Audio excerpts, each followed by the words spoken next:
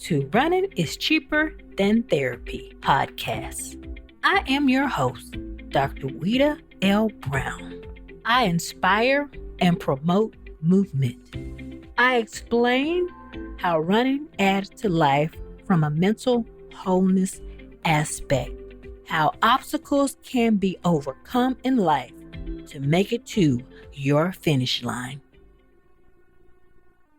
Welcome to Running is Cheaper Than Therapy, episode 10. Today we have Dr. L. Brown.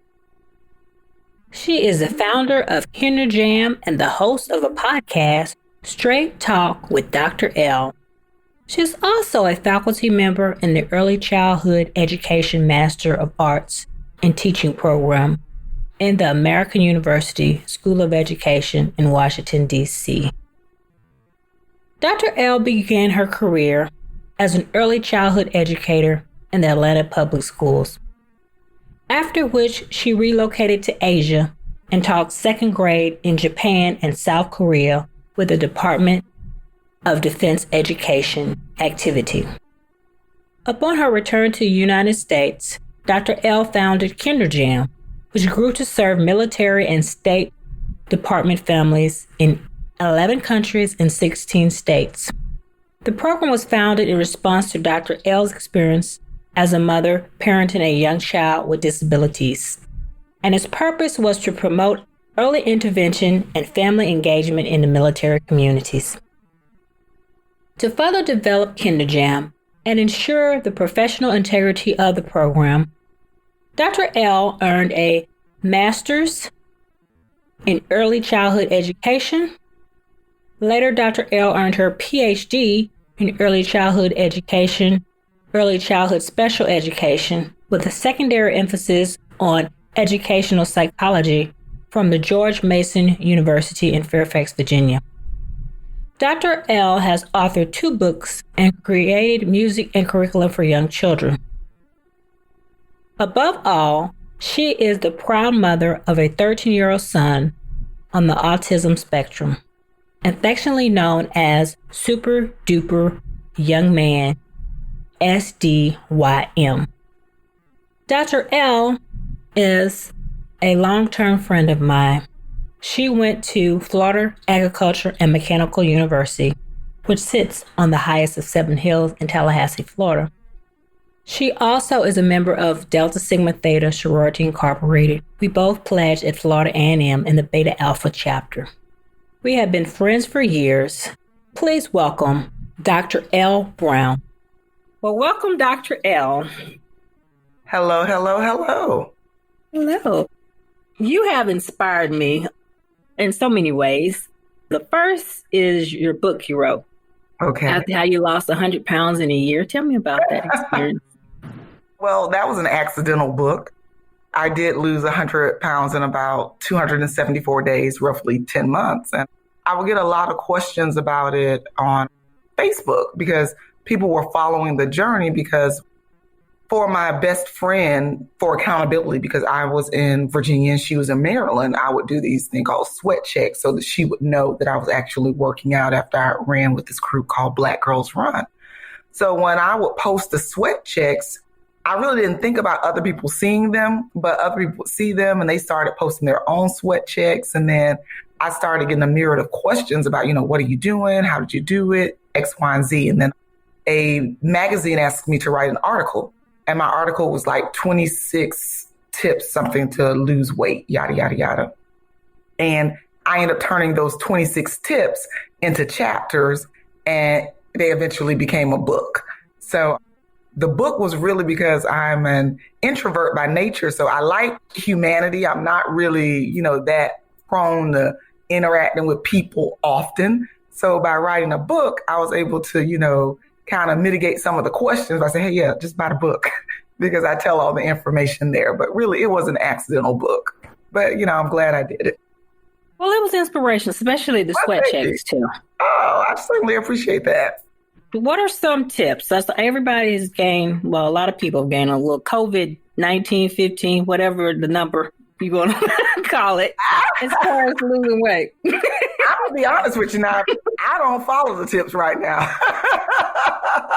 I haven't followed the tips for some time. I mean, if we're going to be completely transparent, during that season, I was reclaiming myself. So I needed to focus on getting myself battle ready for the world because I had recently asked for a separation. And while being in the marriage, I was focusing on family, focusing on my spouse, focusing on things outside of myself.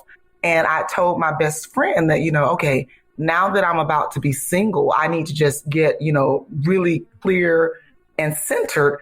And now that I'm about to enter into the world again as an individual, I wanted to be a woman that men wanted and a woman that women wanted to be. So that really is like a Vivica Fox line from like, "Two can play this game."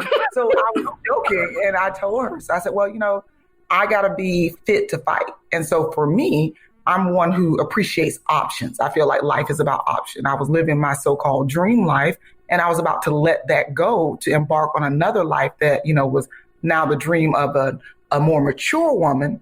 And I did not want to be limited by whether it be weight, stamina, or what have you. So I decided to lose the weight, go back to school, get a PhD, do whatever I need to do to ensure that my options would be unlimited. So for me, it really wasn't about weight or fitness. While I did have health benefits, but it was more about reclaiming myself and getting fit to fight for life. Okay. So how did you become such an inspirational force? Through your book, through just your Facebook posts, through your podcast, which we'll talk about a little bit more? Well, I don't necessarily define myself as an inspirational person. I think that's something that, a title that others may give you. But you are. Well, thank you. I certainly appreciate it. I mean, and it does not fall on deaf ears. I really, really appreciate, when people tell me that. I think above all, I'm just consistent, and I'm transparent. I don't necessarily like to use the word authentic because one of the things that like Seth Godin says, he says like, if we were to be authentic, we would walk around, in the nude, doing whatever it is that we did as babies. Because after that point, we started to wear, a series of masks for personas. But I think with the mask that I wear, because we all wear them, I just think my mask is very consistent. So I'm the same in this venue, that venue, and the other venue. And I think that people gravitate to that consistency. You always know what you're going to get from me. So when I speak, I'm always speaking from a strength-based perspective. I believe I can. I believe you can. You got this. And I don't think people always adopt a strength-based perspective. I also believe that women are capable. And I think everything in my rhetoric speaks to that. And I think that speaks to people. But I think it's my consistency. Like even with the weight loss, people lose weight every day. I just think that the consistency of my post, the consistency of my sweatshirt, it was just like a call to action for people every day. So I think people are drawn to not only the consistency of my actions, but the consistency of my saying, this is something I'm going to do, and then watching it come into fruition. Yeah. Tell me about your podcast. So my podcast, that was actually a response to COVID. I train in the area of early childhood education. And I generally work with service providers and parents who engage with young children. And I love it. I travel and I speak, whether it be keynotes or workshops. And it was going very well. Then all of a sudden, just like that overnight, boom, it stopped. So my fear was, and I don't really like to use the word fear, but my concern was whenever this blew over, that people would have forgotten about me. Because in order for me to remain relevant, I really need to be in front of people. And I was like, well, if I started a podcast, that would give me a voice, even though people weren't actively engaged in these face-to-face conventions and conferences and what have you. But the beauty of the podcast is that I found a different voice. I started out as like Dr. L, early childhood education, talking about family sciences and such. And in there somewhere it morphed into the voice of all of my personalities, because it's really hard to stand in front of a mic or sit in front of a mic and talk and not have parts of your personality reveal itself.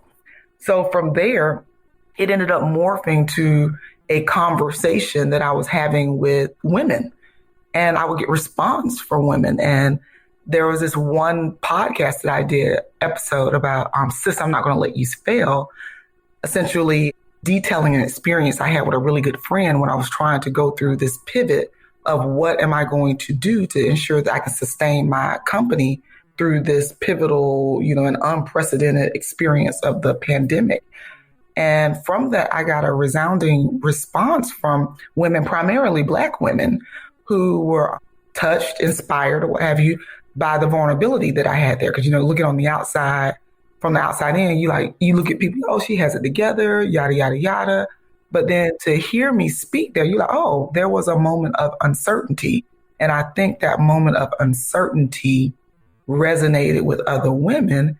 And so because of that, I changed the direction of the podcast. I'm on break right now, but when I return, more so than speaking about early childhood education and parenting, I will just be speaking about, the complexities of being a woman. Tell me about that episode, because that episode inspired me. Sister, I'm Not Going to Let You Fail. And I've noticed you've also been doing several Facebook posts with that hashtag. Mm-hmm.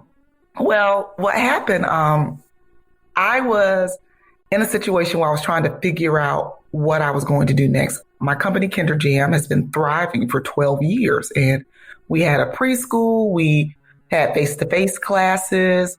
Again, I was traveling, training, consulting. So we had a lot of things going on. And then literally overnight, it's not even like it was a slow drip. It was like, boom, the preschool doors were closed. The classes all stopped. Any speaking or training gig I had was just gone. The only thing that I still had going on is the fact that I teach at a university as well. So with the university, we were able to go to Zoom right away, but I couldn't sustain the living that I had grown accustomed to just by being, a professor. So I was like, well, I got other things to go that I got to do based on the things that I had before. And one of the hardest things, because it wasn't about the money, it was about, I had built something from scratch and I had watched it grow. And through no fault of my own, I was watching it disappear. So I have a girlfriend who lives in Virginia Beach. I'm in Fairfax, so she's about 3 hours away. And she has a business. So she has a restaurant, Desmond Island Soul Grill. And so I knew that I could go to her because she was an entrepreneur as well. And it was one of those things where I needed to talk to someone else who had built something from scratch. So I went to spend a weekend with her. Really, it was just to cry. It was to cry and brainstorm. And so the weekend served its purpose because from there, we developed the idea of my now KinderJam at home curriculum that we'll be releasing later this month. But I had to talk to someone who had done what I had done because they would fully understand, they wouldn't say, well, just go get a job, because somebody who really, really understands what it means to build from an idea to something that's working would certainly understand what I was feeling. Well, all that we ended up having on my last day there, Tabitha Brown was going to be on Good Morning America or something like that. And Tabitha had visited my friend's restaurant, before she, became really big like she is now. So she wanted to watch the Tabitha Brown segment on the television. And when we watched Tabitha Brown, she was wearing a pair of earrings.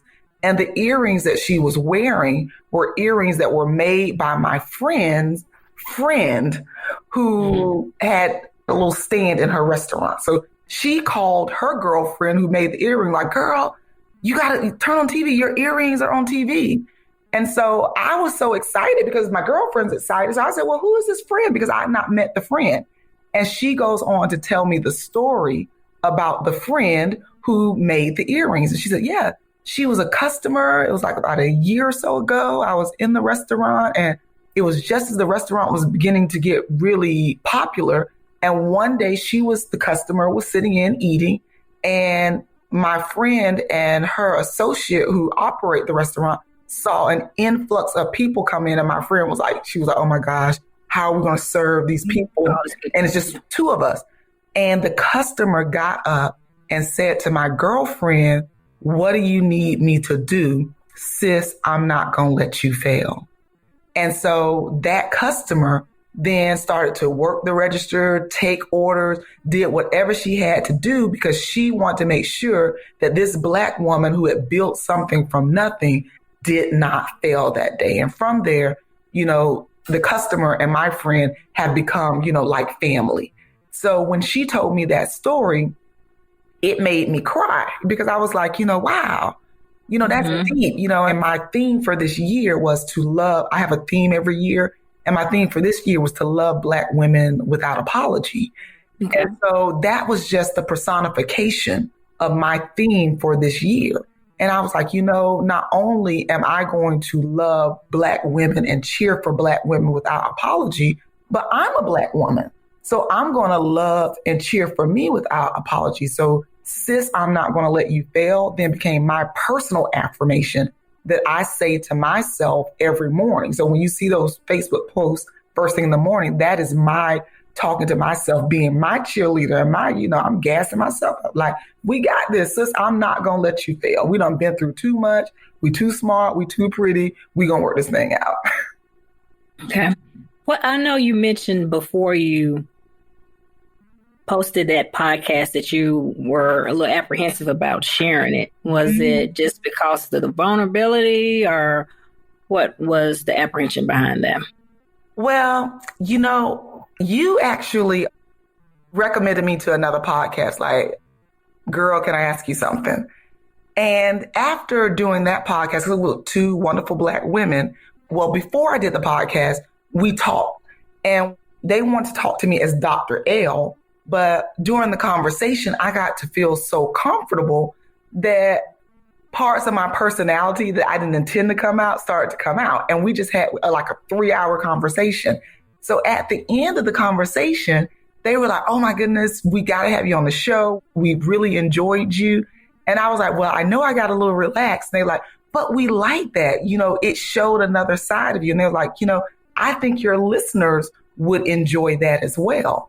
And so it was about, some well-educated Black women giving me permission to just be myself. Because oftentimes, that mask that I talked about, as Black women, we have several masks.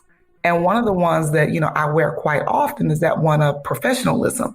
And, honest, that's not who I am all day, every day. That persona that I have learned to put out there is forward-facing so that I'm not seen as the typical Black girl. And that's not my responsibility. It's not my responsibility to wear that mask so that other people feel okay with me. So when I did that podcast, I wasn't completely there yet. I was like, is it my responsibility to wear the mask? Is it my responsibility to always present myself to the public a certain way? Should that side of me that is, more sister girl, should it remain more kitchen table talk? And at that podcast, I decided, nope, I'm just going to put it all out here. And even after I did it, I thought like, does that go with the persona of Dr. L? And for a moment, I almost deleted the end. And I said, you know what? I'm just going to let it do what it do, because this is who I am. And that podcast got the most response from Black women. And it was a deep level response. And so what were some of your responses? So I got responses about people in their jobs. I got responses about people in their marriages. I got responses about people who had not, yet been married or didn't have kids just yet. And I was just getting people coming to me in my Facebook inboxes, and they were just, and also on my Instagram DMs, just, sharing with me things that were really private. So the beauty of that podcast, like I said, if I never do another podcast again, which I will, but that podcast has paid for itself, because with that, I had the Holy Spirit speak to me one morning, and I was, laying down, I got up and I was like, you for real? And the Holy Spirit like, yeah, just do it. So I wrote a Facebook post because there were so many women that were contacting me after that, Sis, I'm Not Going to Let You Fail podcast. And the post was like, look, I'm up every morning at like 5 a.m. If you want a non-judgmental ear and a tight lip to talk, to, you can reach out to me and we can talk at like 6 a.m. I was talking to a Black woman at 6 a.m. every single morning.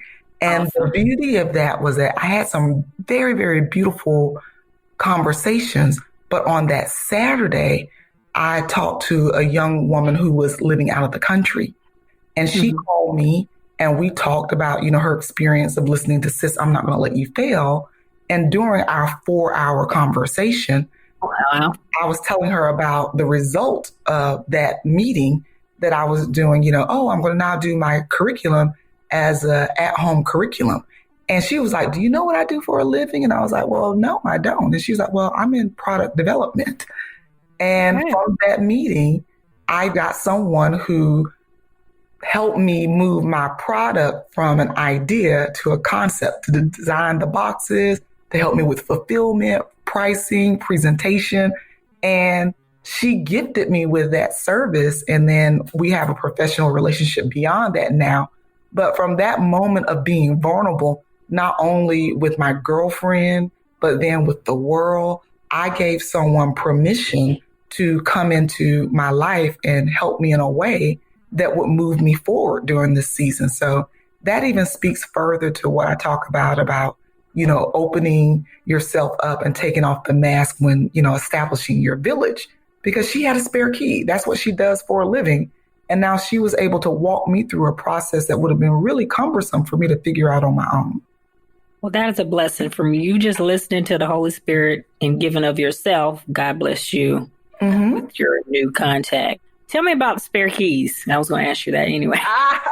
So spare keys, those are the things that, your God-given talents, your gifts, not necessarily your livelihood, the thing that you make your money from, but it's just the things that you do really well and they come with ease. Or it could be even people that it's a resource that you have that you can easily give away and you wouldn't miss it. And that's why I call them spare keys, because I feel like we're walking around with keys in our pockets that can open doors for other people, that if we gave them all away and we put our hands back in our pocket, there would be more spare keys there, because those are things that we just do easily. So I feel like when you have a village, or what some people may call their network, you have access to all of these people with all of these gifts and talents that can easily open doors that you need opening.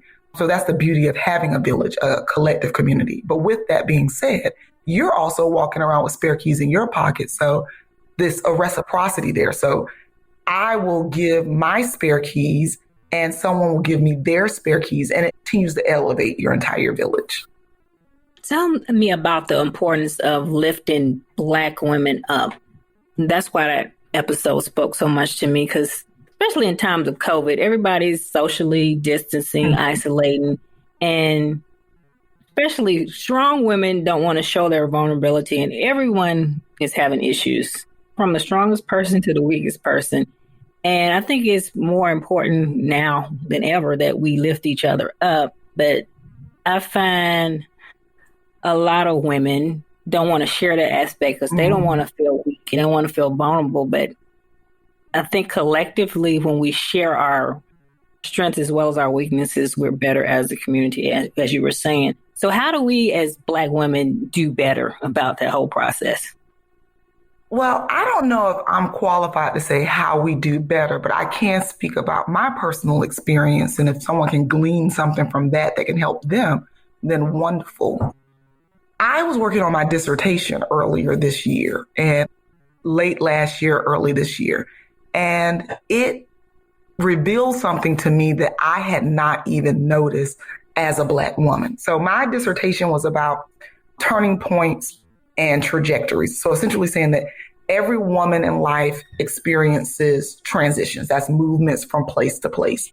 Some of those transitions are really big, and they're what we call turning points. So I was looking to see how do turning points shape the trajectory of women? And the women that I was looking at were women who parented young children with disabilities within military communities.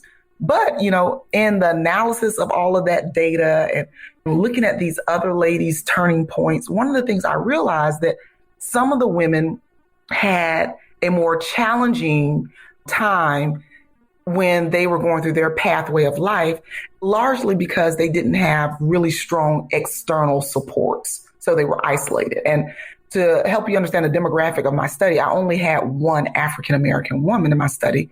The majority of the women in my study were European-American. And so I was really sad for some of their experiences because a lot of things that could have been easily navigated were challenging for them because they did not have a support system. So it caused me in my analysis period to think about my own life and my own trajectory. And I realized that, while I had not been dealt the best hand in life, that I've always been able to land on my feet because at every pivotal moment in my life, there was a Black woman, a Black woman or a group of Black women who were like, sis, we're not going to let you fail. Like, dust up. You trying to get a divorce here? I'm a lawyer. Let me go to the JAG office and say this, this, and this. Wait, your credit look like what? Because everything was in his name. Okay, I'm a commercial banker. You do this, this, and this. Whatever it is that I could not do on my own, there was always a Black woman that stood in the gap. So with that being said, I then realized that while in my view, I was thinking that I was in the society where I had all of these people who were lifting me up because I've not lived in communities where there have been predominantly Black since college. So I really thought that, well, that's not true, since Atlanta. So after 2000, since 2000, I've not lived in communities where I've been around predominantly Black people. So I always thought my friend circle was really diverse, which it is. However, my support system is Black women. And when I realized who my support system was, I then realized where my loyalties needed to go when offering support as well. So I would suggest I can't tell someone how to be better, but I would make a suggestion of just going through those times in your life when you really needed support and just ask yourself who was there. And if the people who were there were Black women, that that's a community that you need to give back to, because chances are if Black women were there for you when you needed it, then you've been there for Black women when they need it. And we need to continue to be there for each other when we need it, because no one understands our stories the way we understand our story. And I'm going to tell you something else. Can't nobody gas you up like a Black woman. A Black woman gives the best compliments. A Black woman will lift you up, girl. What you talking about? Oh, girl, you are fly. You are tough. Oh, give the people what they want. You better work. We give the best compliments. Oh, that knucklehead, and I'm using the PG version. He was trying to hold you down, girl. You was bad when you met him. You were bad afterwards. Black women know how to gas each other up because we got to hold on to each other because, the rest of the world, they don't know our story. They don't know our rhythm. They don't know our blues. That's true. Tell me about your concept of the village and the tribe. Okay, well, the village and the tribe, my village, again, is my network. And it has expanded through my life. So like when I first started out leaving, home, and because I'm from Ocala, Florida, and I went to FAMU became my first village. It was a group of like-minded people, and I've held on to relationships from FAMU to present day. Then from there, like we both pledged the Alpha chapter of Delta Sigma Theta Sorority Incorporated. That became my second village. And so then it narrowed itself. And so as I grew and developed as a woman, when I was at those different pivotal stages of my life or transitions in my life, I acquired villages that were like-minded. So that was people who were like-minded who helped me get through those periods of life. So my mommy village, and then later on, it became, my military spouse village. And then, it ended up being my parents of children with disabilities village. And so essentially a village is your network. There are like-minded people that you have been with through periods of your life and you've held on to. My tribe is a little different than a village. Like my tribe started out like my village is essentially people who were once my tribe. Mm-hmm. So when I first got to FAMU was my tribe. They were the people that I was most like. Then when I pledged Delta became my tribe. FAMU became my village.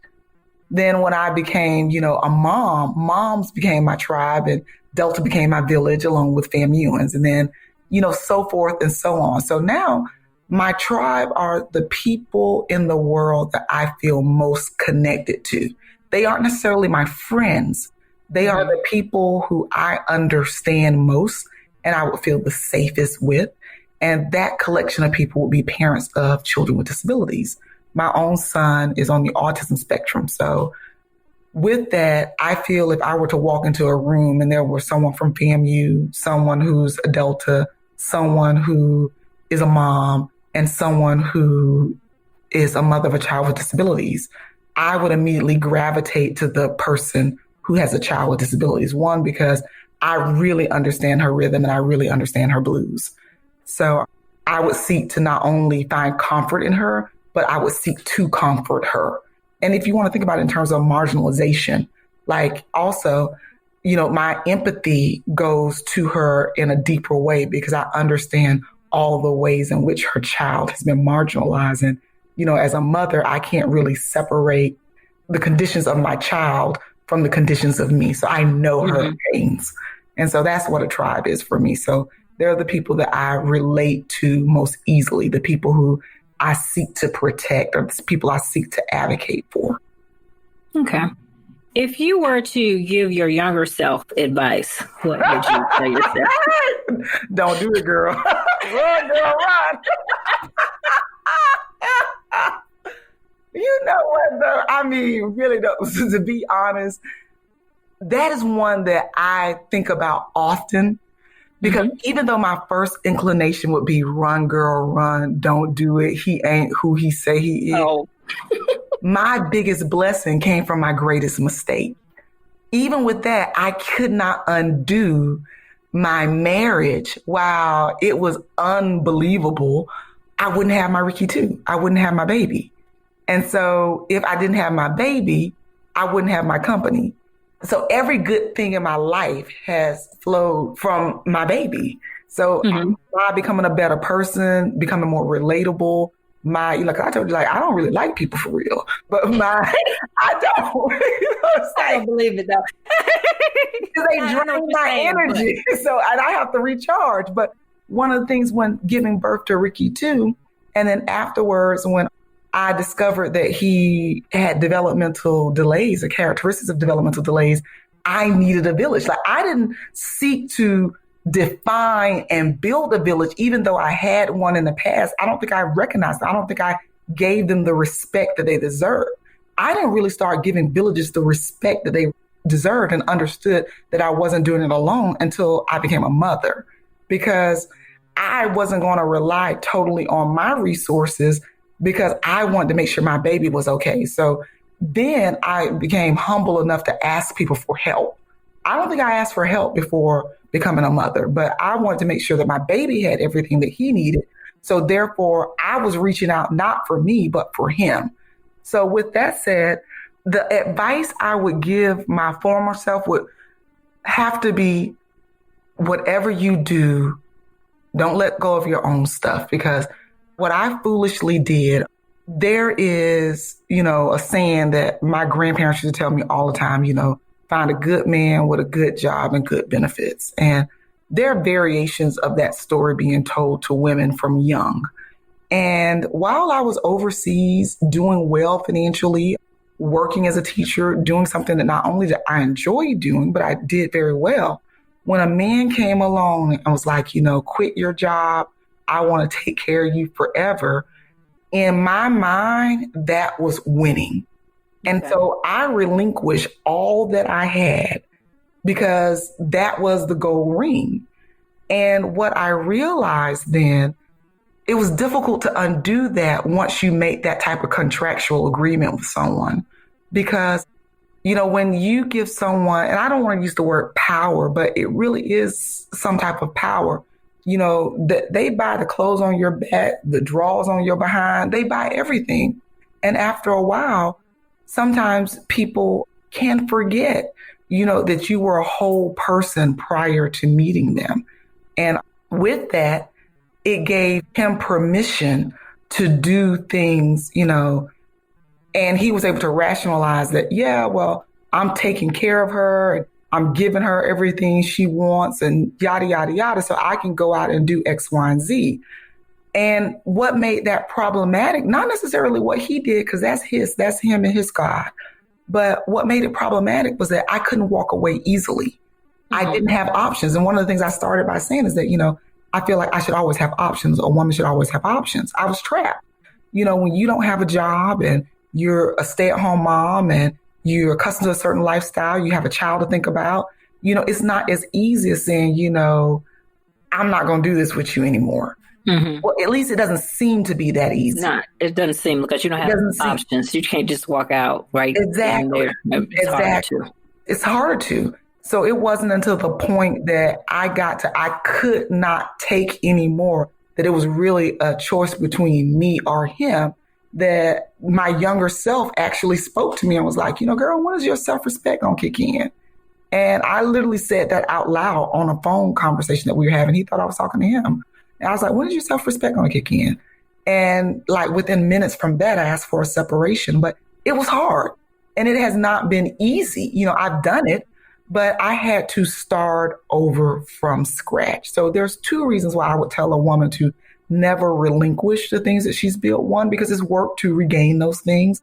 And two, you always want to be an adult in your relationship. And one thing about adults, the responsibilities can be lateral. They don't necessarily have to be, hierarchied. And if you could have two people in a relationship that bring their talents, skills, and assets and have them both be acknowledged, I think that's a beautiful place to be. Mm-hmm. I've not experienced that in marriage, which is probably why I have an aversion to marriage. But I think that if somebody can find that, that's beautiful. But don't let go of your stuff, because that same stuff that you had, it attracted him to you. So keep that. If you are the bomb professional, be the bomb professional. If you are, an entrepreneur, continue to be an entrepreneur. Whatever it is, continue to do that. Continue to do that. Continue to grow. I agree. And not only your stuff, but don't lose yourself in the relationship, which I've never been married, but I've done that before. And see, it is very easy to lose yourself in a relationship when you don't have your anchor. So he became my anchor. Like before, I defined myself. I was a teacher. I'm an educator. I'm a friend. I'm a soror. All of these things that I had, all these identities. And then all of a sudden my identity became, I'm a wife and I'm a mother. And when you take on those identities, while they are important identities, but if those are the only two identities that you are using to validate you, you're giving someone a lot of power. Because if he decides that you're not a good wife, that's part of your identity. If he says, if he criticizes your mothering skills, that's a part of your identity. Next thing you know, you are spending your time trying to please someone because you're seeking their validation. They are the largest barometer to you is whether or not you're successful. And their barometer could be skewed based on their lens, their insecurities, or their covert interests. Sure. So Running is Cheaper Than Therapy podcast, part of my mission is to interview or speak to people who have overcome obstacles to make it to their finish line. I know you've talked about some of your obstacles as far as your business and having to transform in our COVID, this pandemic time, but tell me about other obstacles that you've overcome as a child in college, and how you overcame them, and what advice would you give my listeners? Look, I think my life has been a tough mudder. It's like, it has not been a straight race at all. From birth to present day, I really feel like I'm playing the hell out of a bad hand. I really do. And I feel like that's the case with a lot of people of color, particularly women of color. I can honestly say that the thing that has helped me overcome have been what I call angel women. Mm-hmm. Those are women that God have placed in my life at various points in my life to guide me. And it may have been more passive. It may have been someone I watched and I was like, oh, I really like the way she moves. If I could move like that, or if I can take pieces of her and make them parts of me, then I think that I will have better tools to navigate. So I feel like I'm a compilation of every great woman that I've come in contact with. I see the way somebody moves and I'm like, oh, I really like that. And I'll adopt some of that into my own personality. So I really say just don't be an island. Don't be an island. Be open. Be open to receiving from others. A wise man knows that he doesn't know it all. A wise man knows that he has a lot to learn. Adversities will come. It's not as easy to say, you got this, get through this. When I say things like you got this, I'm saying that everything that you have to navigate this is either in you or within your reach. And if something is within your reach, to get it, you got to reach your arm out. Mm-hmm. To get it, you got to ask. So it's there. And I'm just saying, utilize your resources. We're all going to have problems. Things are always going to come our way. But, if you don't have the problem solving skills to figure it out on your own, activate your external support, because, there are really 3 things that help people in adversities when it comes to resilience. And the first is personal agency. And those are the things that you have within yourself internally, your decision making and such. Then the second is environmental factors, and that is the resources that you have around you based on, the context of your life. And then the third and the most powerful is the level of external support you have.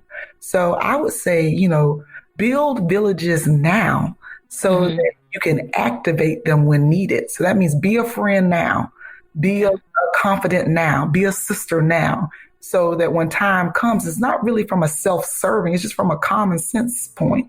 So that when time comes and the metal meets the road, you can send the bat signal up and someone will actually come to help you. Okay. So yeah, build your villages. You inspire me. Tell me about women that have inspired you over the years. Ooh, women who have inspired me over the years. That's a really hard question for me to answer because I'm a fan of Black women collectively. Okay. So it's not, I don't necessarily know if I can say it's one person that inspires me. I just really appreciate the way Black women move. Okay. And we have shared characteristics and the reason why I say this is because I didn't grow up with a close relationship to my mother. And to the present day, I'm not close to my mother, which is why I have these relationships with angel women. So I could look at one woman, I said, ooh, I really like the way she chooses happy, how she has decided that the life that she lives, so I guess I will use a name here. So we have a soror, Ureth. So Ureth I met when I was at FAMU, and then I reconnected when we came here right after my separation. And I really Ureth wasn't married. She isn't married now. She doesn't have any children. She doesn't have a desire to have children of her own. However, she has chosen to foster or adopt children. And she does it when the girls are a little older, like 12 and above, and she helps them navigate life and make their way to college. She is one that says, I don't necessarily want to go through someone to make decisions or compromise. I like the way it is. So therefore, I'm not married. And I thought that was very brave, because a lot of times people tend to gauge their happiness by social norms, by okay, if I have done what society says is successful, then I'm successful. Whereas with Ureth, she's one that just chose, I'm going to be happy. So therefore, I'm going to do the things that make me happy. And I'm going to do those things without apology. So in my adult years, a lot of what I've done, I gleaned from Ureth. How, even though she's very modest, our personalities are very different. I think that I was locked into that societal norm as a barometer of success. And with her, I got permission to just say, whatever makes me happy is the right thing. Whether you like it or not, I don't need your approval or validation. So that's something in recent years. And also, just by being around her, she has a PhD as well. And we would just be out at dinner, walking, or whatever. And I would say something that she considered profound. And she was like, oh, L. Brown, you're so smart. You should get a PhD. You're so smart. A PhD would be so easy for you. And then one day we're driving to church and I was like, guess what? I got an idea. I'm going back to school to get a PhD. But it was really something that she had been saying to me for, almost a year. So I think when I think about inspiration of women, it's more about things about their personality that I like. And I'm like, ooh, I like the way she moves. But I get that all the time. I get that almost weekly, just by seeing something. Oh, you know what? Oh, I like the way she said that. Oh, I like the way she handled herself. Ooh, that's the way you should do that. So I'm constantly looking at women. Okay. Tell me more about KinderJam and who would benefit from it. I know you've had to pivot and transform from the classroom to a virtual setting with the pandemic, and who knows how long the pandemic will last. So tell me a little bit about KinderJam and what you see in the future. Are you going to stay more virtual, or will you think you would transfer back if classroom whenever COVID or this pandemic is over, whenever that is? Well, KinderJam is my life's work. It started with my own son. When he was about 18 months old, I was home with him alone because my ex-husband was deployed to Iraq. About 17 months. So at that age, I started to notice that there was absolutely no language in the house. When my ex-husband was there, we would actually talk for him. Like, oh, look at Ricky too. Isn't he? Oh, he likes that. And there was dialogue in the house, but it was really us narrating the things that he was doing and giving him words. So when my ex-husband left, I realized that there was absolutely no sound in the house. So I went to our pediatrician and I was like, hey, I think something's going on with my son. I need help, X, Y, and Z. And the pediatrician, took his vitals and, then looked at his eyes and his ears and his, nose, mouth, heart. And he was like, oh, he's doing well. Good job, Mom. And he gave me a SpongeBob sticker girl. I got in the car because, I'm a teacher. So I knew what I was looking at, and so I was mad. I was intimidated. I was frustrated. I had all these emotions going on through me. And I was like, okay, if I were in the classroom, what would I do? I would teach, evaluate, assess, and refer. So I was like, I don't have that infrastructure at home, so I got to go and create it. So I did some research, like seeing how my baby learns best. And I was like, okay, well, he's a lot into movement. I could hear him in song because even though he wasn't speaking, he had a cadence about the the non-words he would say. Okay. So I could understand some of the things he was saying by the cadence because he would mimic the cadence of my voice. So I started to teach him through like music and movement, like pantomimes and such. And I started collecting data points, like the things that he did well, the things that he needed some improvement and assistance with. And I took those notes back to my pediatrician. And through several dances, we essentially decided that we would move forward in speech therapy. And so when we worked with the speech pathologist, I then realized after her evaluation that he was indeed delayed. And that then began a further dance between myself and other service providers. Well, in doing that, I was creating this program for my son that was called Ricky 2's Time, and it served two purposes. The first was to collect those data points for him so that I could know, it's one thing to take a cursory glance at a child, and it's another thing to actually write down concrete observations. So I was taking these observational notes, but in addition to that, it was my time to pour into his love bucket, to give him my undivided attention for about 45 minutes a day. Well, I started building out the backyard and all this. And so my friend came over one day to play in the backyard, and she came over during Ricky 2's time. And she was like, girl, you work so hard with him, you should teach a class. And I was like, you know what? I should. So I went to the community center on the military installation. I was like, hey, I want to teach this class in my home for parents, because I did everything with him. And they were like, oh, well, you can't do that in your home. That would be against, the base installation rules. But there's this new program where you can become an Army contractor and you can offer these classes in the community center here. So I started offering the classes for like next to nothing, gave them a name, KinderJam. Okay. And it kind of took off from there. But I didn't really realize what KinderJam was until other women started to respond to the program. And so my classes became like waiting list only. So they were really popular in Monterey. And then women started to come to me who were preparing to go to other duty stations, like they were about to what we call PCS, which is move away. Mm-hmm. They were like, hey, how did you get involved with KinderJam? I said, oh, I started. They're like, well, you started this? And I was like, yeah. And they were like, well, if you package it up, we would love to teach it at the next location. Okay. And from there, I thought that they were joking. And 2 of them moved away and they contacted me. And so my first 2 KinderJam locations outside of Monterey were in Pigeon, Michigan and Misawa, Japan. And then from there, it just kind of Johnny Appleseed, where someone would take a class in Misawa and then they were going to Turkey, or someone would be in Turkey and then they were, land in Alabama. And so it was really hopped around like that. And so we ended up servicing families on military and State Department communities in 16 states and 11 countries. And then I did that for a while as a licensing program. And then when I came here and I got a divorce, I decided that I needed to do it a little differently. And I then focused on getting government contracts. And I had employees that then operated those contracts by teaching families within the local community centers and preschools and such. And then I would travel and train teachers. But with the virtual world, I don't see myself going back to the way it was before. I may continue to do some classes with contractors, but I do believe, one, that I've changed. Okay. When I started KinderJam, I was a young mother. I was in my early 30s. And now, I'm 44 years old.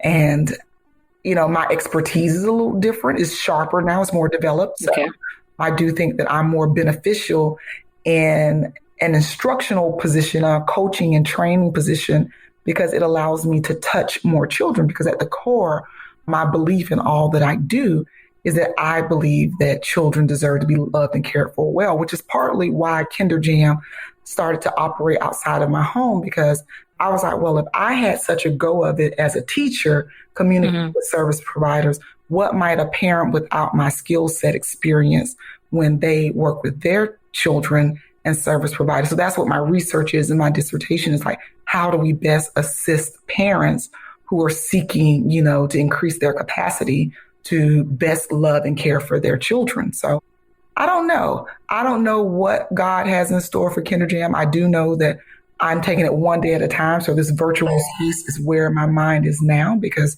that's where the need is now. And the world will tell me, where next I'll go. The world, the universe, my father, all of that. Okay. Well, any last minute words of advice for my audience? And also tell everyone where they can find your podcast, information about KinderJam, and all your social media platforms.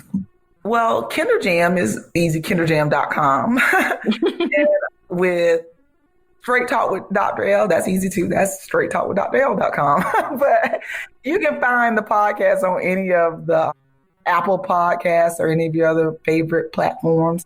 Social media, I'm pretty much we're at _KinderJam on Instagram now, at _KinderJam. And other social medias, I'm pretty much Just L Brown, which is my handle, Just L Brown. I'm pretty simple. But as it relates to advice, I don't know that I have advice for people, because, again, I have to think that I was an expert in life in order to give advice to someone else. But not necessarily. Everyone has pearls and words of wisdom, I think. Oh, words of wisdom. Be you. Yeah. Do you. Just really, at the end of the day, be you. Do you. Whatever it is, there is no rule book. That rule book, somebody made up, and it's fake. It doesn't exist. Do you, be you. Okay. That's good advice, because a lot of people are trying to mold and fit into what other people think they should be. Yeah, that's a whole lot of work. Just do you. It's only one you, and the world needs the one you that you are. And if you try to be someone else, then we're operating without you, and we need you. Okay. Well, thanks for joining me today. Oh, thank you for having me. I adore you, Spit. I love you too. Oh, all the warm and fuzzies. That wraps up this episode of Running is Cheaper Than Therapy podcast. Thank you for tuning in. Please If you already haven't, download Running is Cheaper Than Therapy podcast on iTunes, Spotify, or however you listen to your favorite podcasts. If you have any questions, comments, or possible show topics, please email runningischeaperthantherapy, OLB, omahalovebrown@gmail.com. Again, that is Running is Cheaper Than Therapy, O as in Omaha, L as in love, B as in brown @gmail.com. Dr. Brown can also be reached via Twitter, Facebook, Instagram, and YouTube.